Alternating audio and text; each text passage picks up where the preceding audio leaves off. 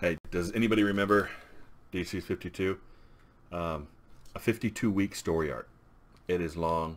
It is interesting. I'm excited. So let's dive in.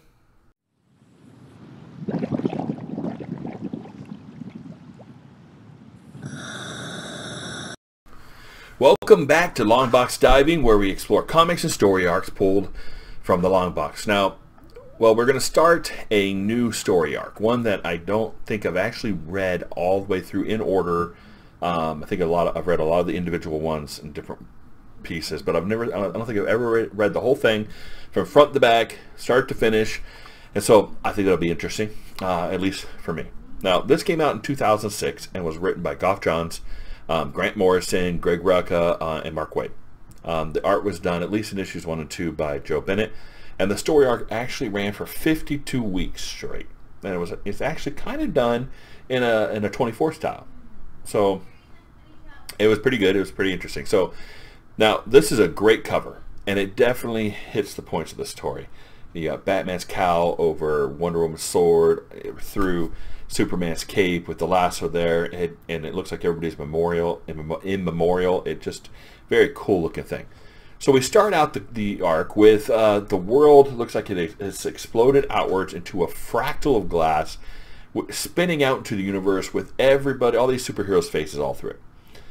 And then it kind of comes in, it zooms in a little bit more until we actually get the whole world again. So I'm not 100% sure that it was fractaling outwards or fractaling inwards and reconstituting the Earth. Not sure. But it was pretty cool to look at, and I thought it was interesting. So, week 1, day 1. We start off with 3 characters. Ralph Dibny, who is the elongated man, also a detective, a private detective. Pretty interesting character. And he is standing in the middle of his destroyed home. It looks like a tornado went right through the middle of his house. It was crazy. Then we have Renee Montoya. I think that's her name. I remember her last name is Montoya, but I don't remember her first name. I think it's Renee. She's sitting at a bar, drinking, and so it's lost.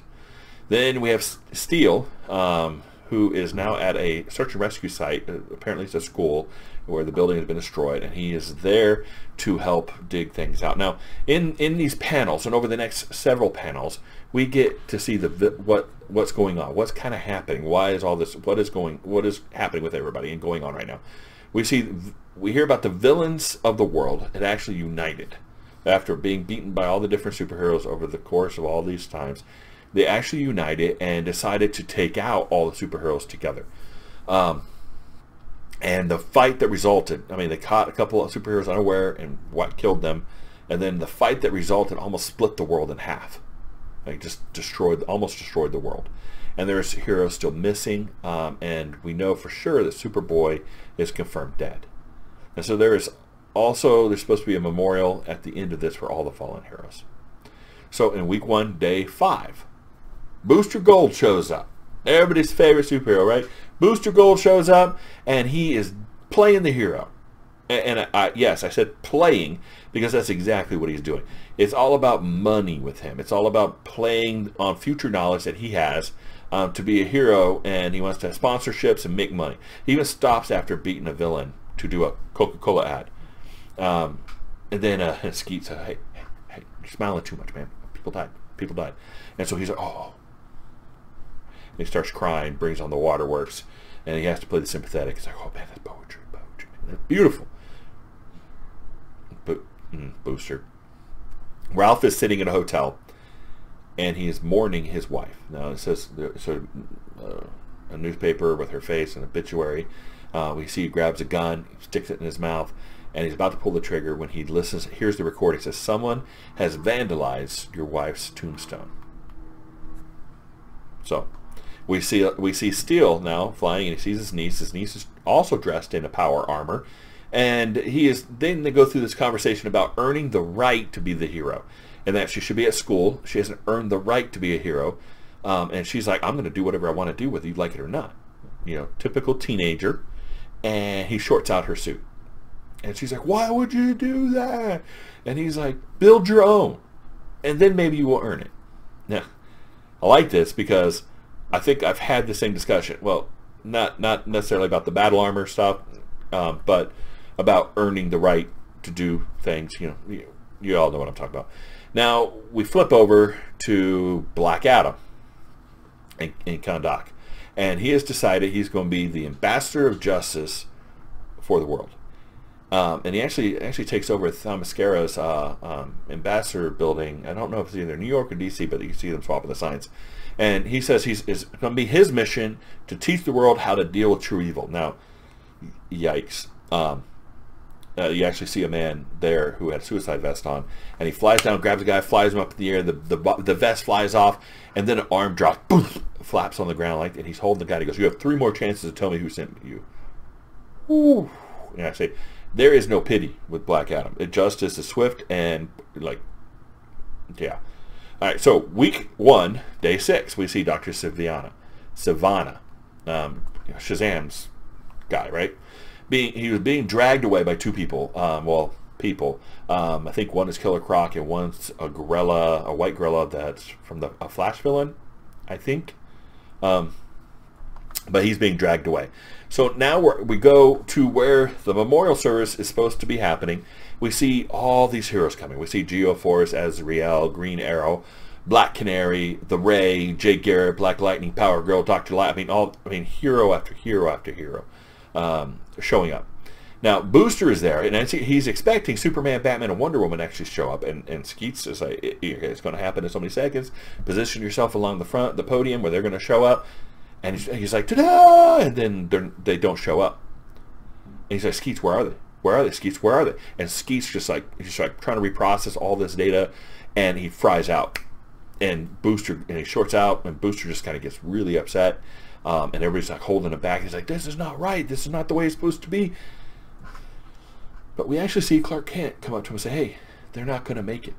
And he goes, how do you know? He goes, trust me, I know. So week 1, day 7. Then enters the question. He changes the bat signal and puts a question mark on it and points it at Montoya's apartment. And she sees the light and she just kind of closes the curtains. Issue 1's over. So the next issue, now look at this cover. Totally Booster. All the sponsorships and everything. But I think that's Clark Kent in the background. Up there in the back left. What do you think? Let me know in the comments if you think that's Clark Kent. I think that's Clark Kent in that back. So week 2, day 1. Ralph goes to visit his wife's grave. And he meets the person who actually found the vandalism. And Ralph is snapping pictures. Polaroids. It was 13 years ago. He had a Polaroid camera. So he's taking Polaroids.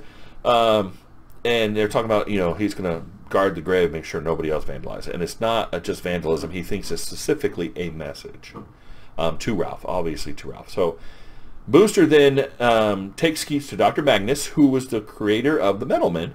And they're hope what happened to Skeets. And he fixes Skeets. And he's like an famous AI guy. He fixes Skeets with the glitch. Otherwise, get him back up and processing again.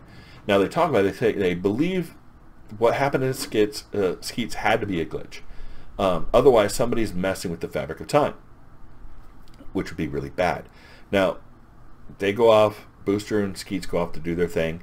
Dr. Magnus is going to meet another doctor in prison, Professor Morrow, who happened to be the creator of the Red Tornado. And we also find out the Red Tornado was dead.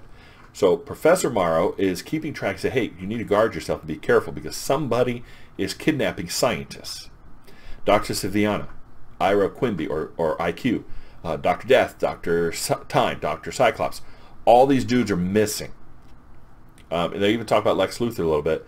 Not missing yet, but there's a big to-do about Lex Luthor going on in the papers.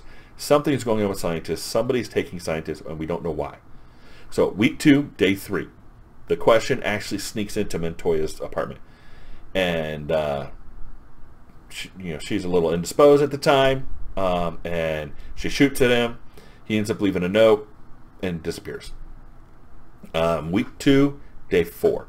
Booster is getting ready to save an airliner. Now, again, he has all the newspaper prints, all these articles from the future, so he should know where things are going to happen before they happen. He's up there waiting to help and catch this airliner, and he's facing literally the wrong direction. And the plane starts to crash. and he's got to try to save it. Something happens. He shouldn't have saved it, but he was able to. So we don't know what happened, but he was able to save it, but he shouldn't have been able to save it because he wasn't prepared for it the right way. And we have now a couple pages of him trying to save this airplane. Good panels, and I really like this a lot. And I don't mind dialogue. I don't mind dialogue when it moves the story. I don't mind dialogue when characters are developing their character. I like complex plots and storylines. I like it a lot. And sometimes you got to have some dialogue for it. But I blather, that's annoying. Just leave that crap out. But it is refreshing, even though some dialogue is great. It is also refreshing to see a page that has very little dialogue and it's just action. I think a good comic will have a mix of both, where you get a lot of action and little dialogue, where you have some dialogue in there where it moves the story along, it moves the character's development along, things of that sort. I think you can put those together really well. And the author and the writer that can do that is a good writer. And so here we see Montoya sees the note that was left to her by the question and heads to that address that he left for her. Now, the address she gets is 520 Kane Street. Now, I don't know yet if it's important, if there's a significance to that number or that building. But he does show up at the address with her, the question does, and he hires her to solve the mystery. He says, don't assume anything about the building. Figure out who's using it and why, or for what purpose. So we now have this mystery about the building. So we have Elongated Man investigating vandalism on his wife's grave. We have the question showing up. We have Montoya being hired to actually investigate. Skeets is going crazy. Professor Morrow is actually looking at disappearances of a lot of different scientists. There are so many different things going on here. It's pretty cool. Week 2, day 6. There's apparently a cult of Superboy. Superboy died. There's now a shrine, and there's a cult of Superboy. That really didn't take that long. And I don't know why. But Wonder Girl's there. She's at the shrine. Ralph Dibny shows up, and he wants to talk to her about the vandalism at his wife's tombstone. And he said, hey, see, Superman symbol, the S, is literally the symbol for hope in the Kryptonian language. It means hope. But if you flip it upside down, so Superman, and actually flip it upside down, it actually means the word resurrection. So who left the word resurrection on the dead lady's gravestone? And what does it have to do with it? Why? So, all right, there is a lot going on here. A lot of different stuff, a lot of different plot. Now, it's a mystery. There's lots of action going on. Lots of different plot points. A lot of different, action, adventure. It's a lot of stuff in here, and I like it. That's really good. Now, I can't wait for the next one. We're going to have that soon. In week 3 and week 4, we'll cover that in a little bit. But so far, good stuff. Art's been fantastic. Really good story so far. I like mysteries. I like something that makes me think. I like it so far. Now, if you enjoyed this review, please like and subscribe. It does really go a long way to help the channel. And we'll see you next time here in the Long Box.